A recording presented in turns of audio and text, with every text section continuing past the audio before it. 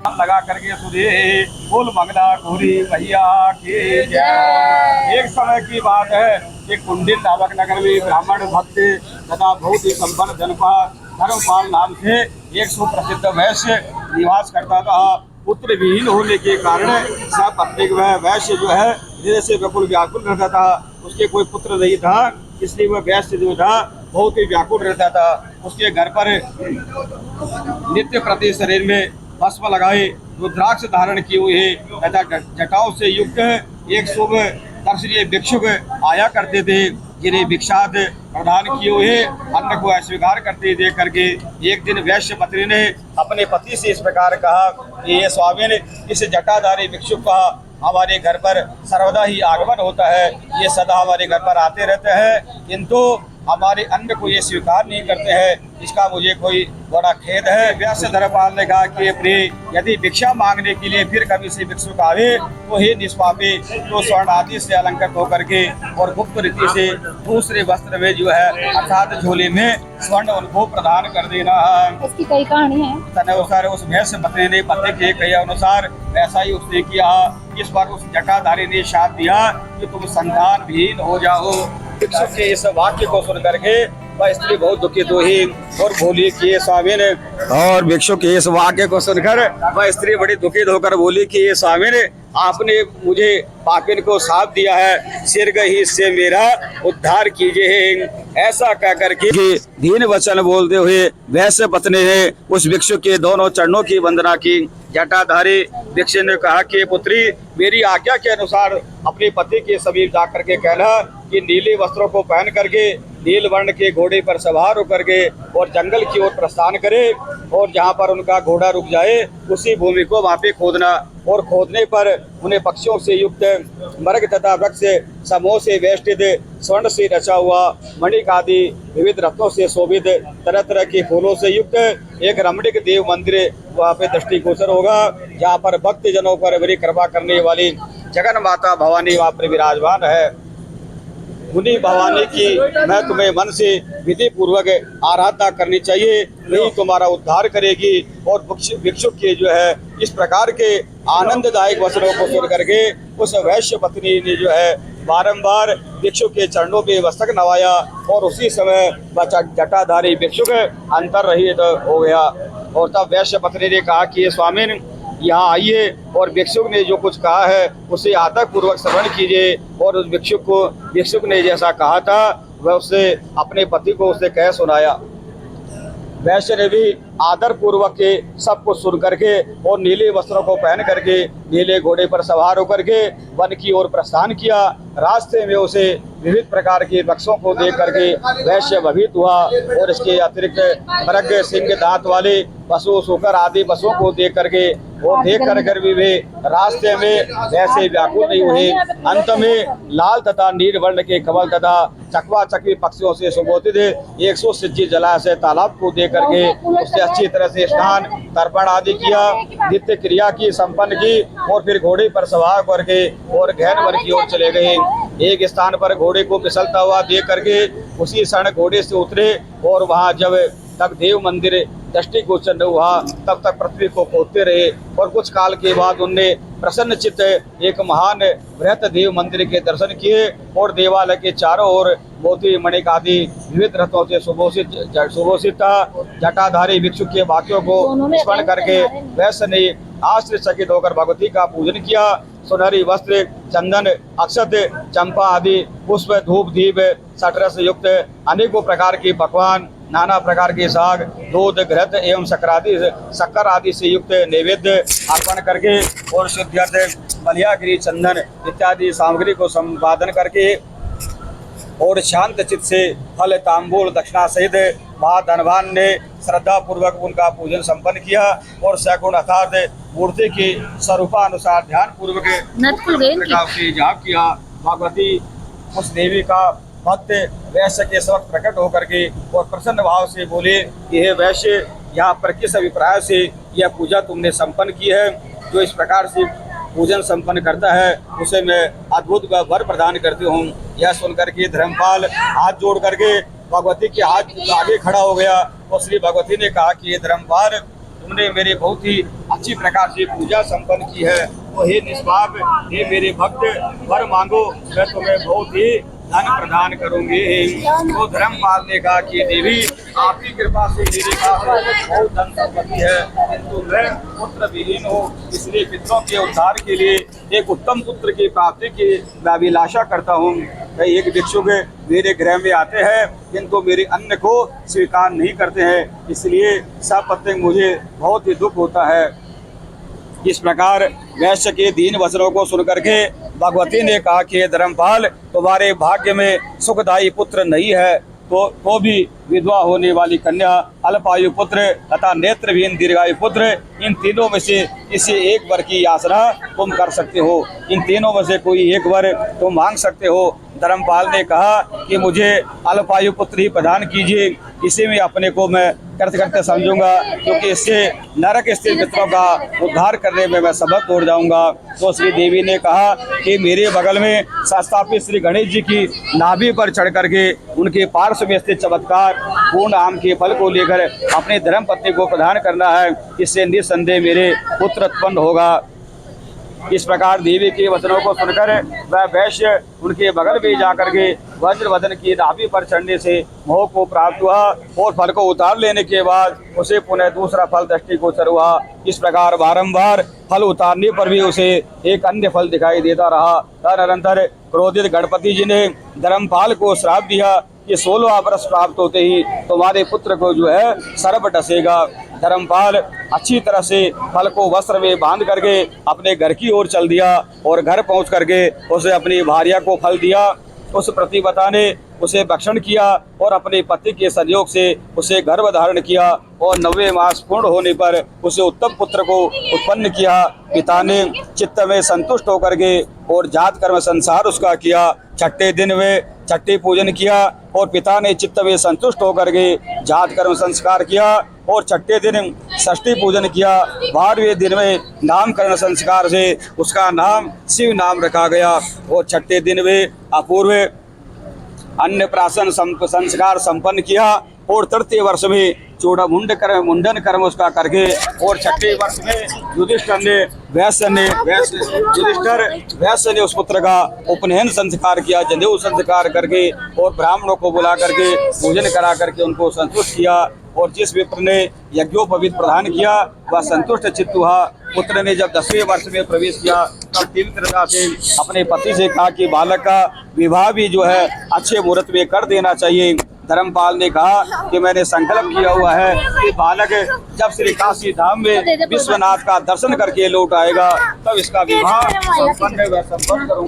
संपन्न किया जाएगा। ऐसा कर करके उसने साथियों तथा उसके मामा सहित बहुत कुछ धन दे करके अपने पुत्र को जो है काशीपुरी के लिए रवाना कर दिया। और मार्ग में घोर वर्णा सुशीला नाम की एक कन्या थी, उसका नाम उसका किसी सखी से जो है झगड़ा हो गया और वह उस कन्या को बारंबार हे रंडे, हे अभागे इस प्रकार संबोधन करके उसे गाली देने लगी। तो सुशीला ने कहा कि ये सखी, तुमने मुझे व्यर्थ में ही गाली दी है, क्योंकि मेरी माता मानवती मंगला गौरी इस व्रत का आचरण करती है। उस व्रत के प्रभाव से संपूर्ण संबंधनी प्यारी महिलाएं जो है आजन्म विधवा नहीं हो सकी, फिर भी उसकी कन्या के विषय में कहना ही क्या है, अर्थात वह तो विधवा हो ही नहीं सकती। यह सुनकर के बोली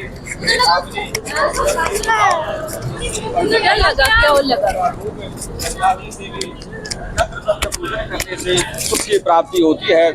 इस वाक्यों को सुनकर के आश्चर्यचकित नेत्रों से बालक का मामा जो है उसकी हित चिंता करने लगा और उस कन्या के हाथ से इस बालक के ऊपर अक्षत पड़ जाए तो यह वर्ष 100 वर्ष की आयु का प्राप्त कर लेगा।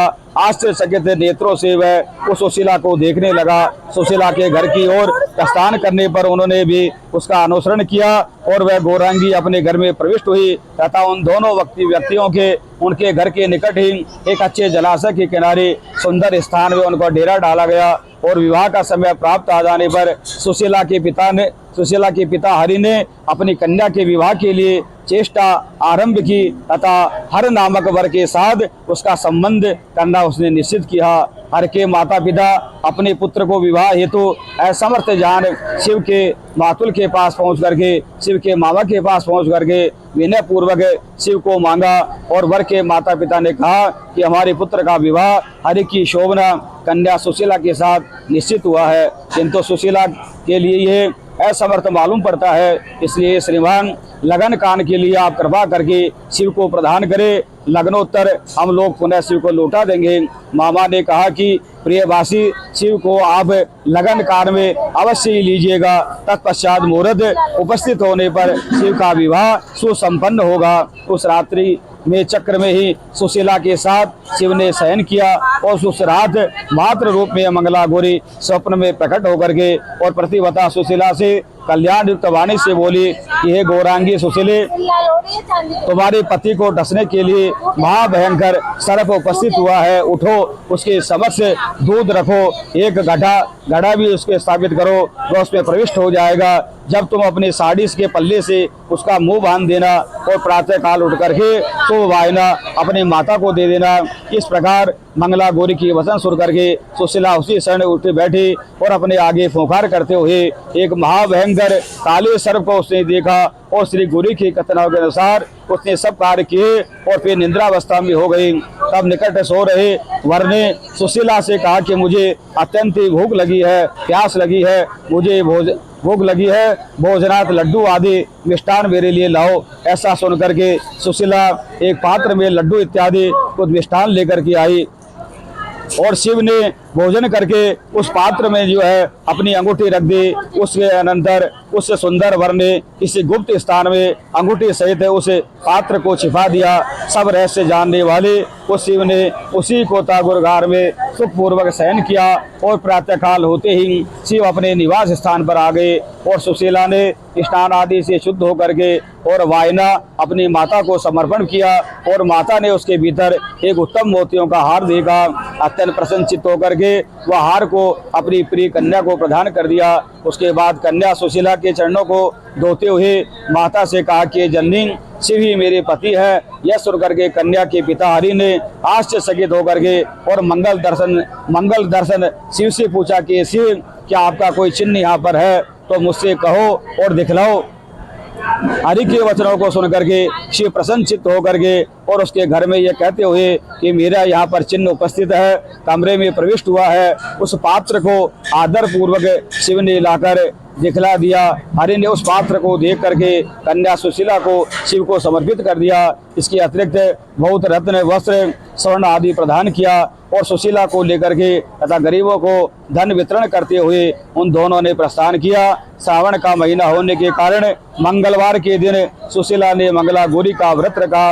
एक योजन की यात्रा करने के बाद उन लोगों ने भोजन किया। सुशीला ने कहा कि श्री गौरी का विसर्जन का दीप दान आदि कर हम लोगों को माता पिता के दर्शनार्थ जाना चाहिए। ऐसा कह करके जिस स्थान पर श्री गौरी का आह्वान किया था वहां पर सुशीला आई और सुशीला ने उस जगह एक अत्यंत उत्तम स्वर्ण का देवी मंदिर देखा। सुशीला के गौरी विसर्जन तथा दीप दान आदि कार्य संपन्न कर लेने के बाद उन लोगों ने माता पिता के दर्शनों की उत्कृष्ट इच्छा से प्रस्थान किया और कुंडिन नगर के निकट पहुंचने पर वहां के निवासी इन्हें देख करके बहुत ही विस्मित हुए। उन लोगों ने उत्कंठित होकर के धर्मपाल को जाकर कहा कि नगरवासियों ने कहा कि ये धर्मपाल आपके पुत्र को पत्नी तथा साथियों के सहित हम लोगों ने अभी अभी आते हुए देखा है और वे लोग इधर ही आ रहे हैं। जब तक नागरिक ऐसा कह ही रहे थे तब तक वे भी सब घर पहुंच गए और माता पिता के प्रिय शिव ने उनके चरणों में प्रणाम किया। मामा ने अपनी बहन एवं धर्मपाल को नमस्कार किया और सुशीला ने भी अपने सास ससुर के चरणों में सिर नवाया और सास ने सुशीला से पूछा कि सुशीले एक कमल ने लोचने, जिस व्रत के प्रभाव से मेरा पुत्र दीर्घायु है उस व्रत को मेरे को बताओ। तो सुशीला ने कहा कि सास जी मैं तो व्रत को नहीं जानती थी, किंतु अपनी माता मानवती, पिता हरि, ससुर धर्मपाल तथा आप सास जी को मैं जानती हूँ, मंगला गौरी एवं अपने स्वामी को मैं जानती हूँ। ऐसा कहकर के सुशला ने अपने हृदय में आनंद का अनुभव किया। और तो कष्ट जी ने कहा कि धर्मपाल युधिष्ठिर, इस कारण स्त्रियों को यह व्रत सदैव करना चाहिए। युधिष्ठिर जी बोले कि ये कष्ट व्रत का फल मैंने सुना है, अब आप इसकी विधि भी कहिए। तो कष्ट जी ने कहा कि विवाह के प्रथम वर्ष से आरंभ करके और 5 वर्ष पर्यंत सावन के महीने में चारों मंगलवार में यह व्रत करना चाहिए। और प्रथम वर्ष माता के घर में, तनदर पति के घर में स्त्रियों को आदर पूर्वक व्रत का पालन करना चाहिए। प्रथम वर्ष में उत्तम व्रत का संकल्प करके सुंदर पीठ स्थापित करके और उसके आगे मंगला गौरी की स्थापना करनी चाहिए। गेहूं के आटे का एक बड़ा दीपक बना करके ग्रस से भर करके तथा एक शिला और छोटा पत्थर गोधूम इष्ट से रच करके रखे। इस दीपक में 16 सूत्रों से निवृत्त बत्ती जलावे। गंध पुष्पादि से षोडशोपचार से मंगला गौरी का पूजन करे। 16 संख्या में तथा 5 बील पत्रों से मंगला गौरी का पूजन करके उनका अंग पूजन आदि करे। धूप दीप नैवेद्य समर्पण करे। वायना संकल्प करना चाहिए। ब्राह्मण, माता तथा अन्य को भी श्रद्धा पूर्वक लड्डू, कंचुकी, चोली, वस्त्र, फल तथा दक्षिणा से जो है युक्त वायना उनको देना चाहिए। 16 दीपकों से आरती करनी चाहिए तथा लवण रहित अन्न का भोजन करना चाहिए। और रात्रि में जागरण करके प्रातः काल स्नान आदि करके और शांत तीर से मंगला जी का विसर्जन तथा क्रम से दीप दान आदि करना उचित है। और पति की दीर्घायु की अभिलाषा करने वाली स्त्रियों को इस प्रकार 5 वर्षों तक इसको करना चाहिए। युधिष्ठिर बोला कि एक केसर, इस व्रतराज के उद्यापन की विधि वर्णन कीजिए, क्योंकि विद्या बिना उद्यापन के व्रत का जो है निष्फल कहा गया है। तो श्री कृष्ण जी ने कहा कि पंचम वर्ष प्राप्त होने पर शुभदायक उद्यापन करना चाहिए और सावन मास के मंगलवार के दिन व्रत करने का विचार करके प्रातः काल उठ करके स्नान आदि कृत्यों से निवृत्त होकर के उद्यापन किया उनका संकल्प करे। और वेद वेदांग के ज्ञाता आचार्य को वर्ण करके 4 केले के स्तंभ तथा द्वार युक्त घंटा व चवर युक्त मंडप निर्माण करके बीच में पंचवंडा युक्त चंदन आदि लगाए। मंडप के बीच में चतुरस वेदी का निर्माण करे। चांदी की बड़ी शिला तथा स्वर्ण का परस्पर निर्माण करावे। उस वेदी पर पसरंगों से लिंग तो भद्रमंडलवत की रचना करे और उसके ऊपर एक वन के चतुर्थांश अर्थात 10 शेर धान्य की संस्थापना करके स्वर्ण, चांदी अर्थात ताम के कलश की विधि पूर्वक स्थापना करे। और उसमें पंचरत्न तथा सर्वोष्ठी इत्यादि पदार्थों को कलश की स्थापना विधि के अनुसार छोड़े। और ऊपर ताम पात्र को पूर्ण पात्र आदि उसमें रखना चाहिए। और स्वर्ण के सी डमरू की आकृति के 16 आटे के दीपक बनावे। 16 तंतों से बनाकर दीपक जल में जलावे। और आरती में चांदी का दीपक तथा स्वर्ण की बत्ती रख करके अर्पण करे। रात्रि में कथा श्रवण आदि तथा जागरण करे। ये युधिष्ठिर प्रातः काल अग्नि स्थापन करके तिल अक्षत आदि से तिलादि द्वारा निर्मित साकल्य से गौरी मंत्र से उनका हवन करे। और हवन में बेल पत्र युक्त 108 पृथक आहुति प्रदान करे। 16 आहुति दे या 8 आहुति दे या 4 आहुति सब पति ब्राह्मणों को भोजन करावे। और माता का पूजन कर वस्त्रादि युक्त वायना संकल्प करके देना चाहिए। यह पकवान तामपात्र तथा वस्त्रादि से संयुक्त हो। ब्राह्मण को खीर इत्यादि का भोजन करा करके और स्वयं इष्ट जनों के साथ भोजन करे। इस प्रकार विधि पूर्वक करने से जो है उसका वैधव्य नाश होता है। बोल मंगला गौरी भैया की जय हो। मंगलम भगवान